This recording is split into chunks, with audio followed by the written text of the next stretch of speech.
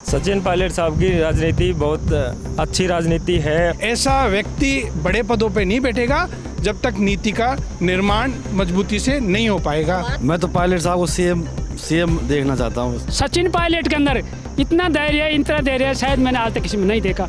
उनकी उम्र देखो आप, और उनके लिए इतने बोल बोले, लेकिन उस इंसान में कितने धैर्य है, उसको पानी की तरह पिघार किसी के सामने ये नहीं आया कि मेरे से ये बोला।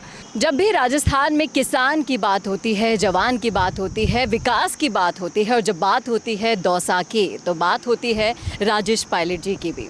और आज उनकी पुण्यतिथि के अवसर पर पूरा दौसा इकट्ठा हुआ है। मेरे साथ अभी कुछ कार्यकर्ता कांग्रेस के मौजूद हैं। मैं जानना चाहूँगी सर कि राजेश पायलट जी क्या अहमियत रखते थे, ये सभी को पता है, लेकिन उस कदम पर चलते हुए सचिन पायलट आपको क्या लगता है कहाँ पर पहुँचे हैं, किस स्तर तक पहुँचे?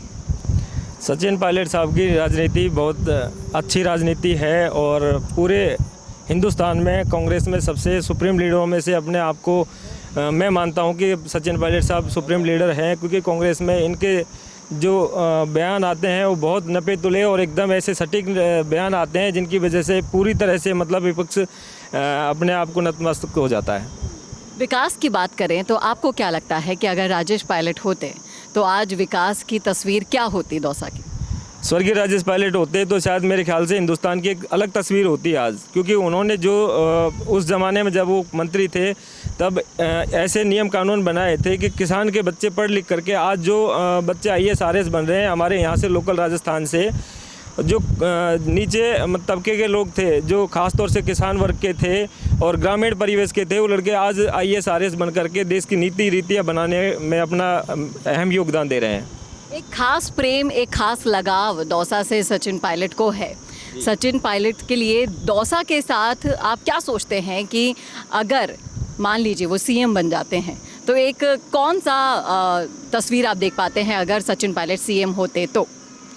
अगर कभी ऐसा मौका आया, भगवान करे, हम उस शुभ दिन का हम इंतज़ार कर रहे हैं कि वो शुभ दिन आए, और अगर ऐसा हुआ तो भगवान मैं तो ये मानता हूँ कि हमारे दौसा के लिए एक तरह से पूरी तरह से जैसे भगवान का एक अयोध्या में जैसे राम जी का निवास था, उस तरह से राजस्थान में मतलब हमारे लिए अयोध्या बन जाएगा ये, कि हमारे राम यहाँ से निकल करके उस नीति बनाने के स्टेज पे जा कर के पहुँचेंगे।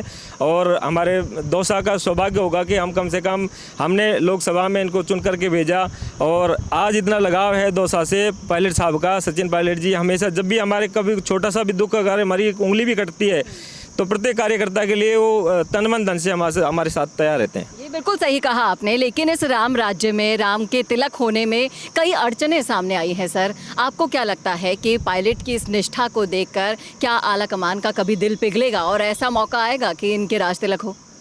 आज प्रेरणा दिवस के रूप में हम सब के नेता और किसानों और जवानों की सोच रखने वाले, उनका जीवन जो था, उनका जीवन ये था, जब हम लोग आज पिक्चरों में देखते हैं गरीब बच्चा कहाँ कैसी मुसीबतों में पड़ता है, पिक्चरों में देखा है अपन। इनकी जीवनी अगर आप पढ़ेंगे तो वो जीवनी है कि बिल्कुल उनके पास कपड़े की स्थिति, आर्थिक स्थिति बिल्कुल कमज़ोर थी, और सेना में जाके उनका भाव ये था कि मेरा किसान गरीब और जो गांव में बैठा हुआ आदमी कैसे उन पदों पे पहुँचे जहाँ से नीति का निर्माण होता है, और वो आदमी जब गरीब आदमी वहाँ पहुँचेगा तो लोगों की मदद कैसे हो।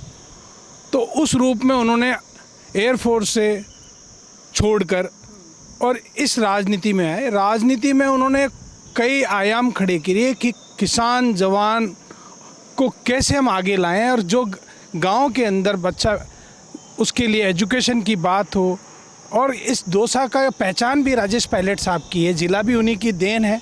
और जब राजेश पायलट साहब आए तो इस एरिया में विकास भी, और ग्रामीण क्षेत्र में लोगों के अंदर राजनीतिक जागरूकता भी पैदा हुई। आज यहाँ शहीद की हम बात करते हैं, देश के लिए यहाँ शहीद भी सबसे ज़्यादा हैं। क्यों? कि वो प्रेरणा की सोच थी। आज हम लोग देश के अंदर उन पदों पे वो व्यक्ति बैठे जिसे गरीब किसान आम आदमी की सोच हो और उससे निकले। हमेशा लोकसभा में गरीब किसान मजदूर की बात राजेश पायलट साहब करते थे। उसी कदम पर सचिन पायलट साहब चल रहे हैं, और सचिन पायलट साहब ने तो आम गरीब किसान के बच्चों को MLA MP जैसी स्थिति में लाए। और वो प्रेरणा के रूप में हम सब उनको, राजेश पायलट साहब को पूज रहे हैं। आज उनकी 25वीं पुण्यतिथि है, उस पर हम लोग उन्हें नमन कर रहे हैं। हमें ये आज सब हम लोग उनकी बातें सुनते हैं, बुजुर्गों के पास है 25 साल कैसे चले गए कोई पता नहीं चला, और वो अगर हमारे बीच में होते तो देश के अंदर सबसे बड़ा योगदान आम जो हमारे गांव के अंदर जवान किसान की बच्चे हैं वो कैसे आए हैं, उसके लिए उन्होंने जय जवान जय किसान एक ट्रस्ट बनाया। राजस्थान में भी पायलट मेमोरियल ट्रस्ट है, उसमें लोगों की मदद कैसे हो, गरीब की मदद कैसे हो, उनके लिए पैसे आर्थिक उनको कहाँ हमें ज़रूरत है तो लोगों से कैसे उनकी मदद कराएं, ये सोच के ऊपर आज हम लोग चल रहे हैं। और ऐसा ही आदमी देश की नीति के अंदर सचिन पायलट साहब भी हैं, चल रहे हैं। आपने जो क्वेश्चन किया था उसका सारांश इसी में है, जब तक ऐसा व्यक्ति बड़े पदों पे नहीं बैठेगा जब तक नीति का निर्माण मजबूती से नहीं हो पाएगा। सवाल का जवाब बड़ा घुमा फिरा के पूरा हिस्ट्री को बता के इन्होंने समझा दी, लेकिन सारांश में क्या निकला है वो यही है कि जब तक कोई बड़ा पद ना मिल जाएगा तब तक इन सारी चीज़ों का असर नहीं पड़ेगा। आप किसान हैं? किसान है सर। किसान हैं। तो आपके लिए दौसा से हैं आप? दौसा से हूँ सर। दौसा से आप हैं, आपने ये दौर देखे होंगे दोनों पिता के और बेटे के। आपने इन दौर में क्या डिफरेंस देखा है, कोई अंतर देखा है? क्या लगता है आपको कि पायलट उन पद चिन्हों पर चलते हुए किस तरफ बढ़ रहे हैं आगे? मेरा पायलट साहब से सन 85 से जुड़ा हो रहा है। छोटा सा कार्यकर्ता था, उसी टाइम से मेरा उनसे जुड़ा हो गया था। हर मीटिंग में जाता था तो पायलट साहब हर कार्यकर्ता से उस तरह से डील करते थे कि एक तो बहुत बड़ा मंत्री हो, ये एक छोटा सा कार्यकर्ता, उसी को भी उसी समान रूप से वार्तालाप करना, उनकी समस्या सुनना, उनसे बातचीत करना, ये इनमें बहुत बड़ी खूबी थी आपको बताऊं। और वही खूबी आज सचिन पायलट जी में है और कार्यकर्ताओं को साथ लेकर उनकी नसों में 36 कौम का रग रग भरा हुआ है। मतलब उनके ये फ़र्क नहीं था कि ये मीणा है, ये गुजर, ये अदर कास्ट है, सबको समान भावना से देखते थे आपको। और ये दोनों समानताएं आपको इनमें दिखाई देती है जो राजेश पायलट जी में भी थी और सचिन पायलट में भी है। बिल्कुल। ठीक है। दौसा से अगर हम और जानना चाहें, आप भी दौसा से? मैं दौसा से हूँ। कहाँ से? यहीं से हूँ, बेनीपुर वाला से। जी। तो आप दौसा और सचिन पायलट को किस तरीके से देखते हैं, इसके भविष्य को किस तरीके से देखते हैं? मैं तो पायलट साहब को सीएम देखना चाहता हूँ। सीएम देखना चाहते हैं। जी।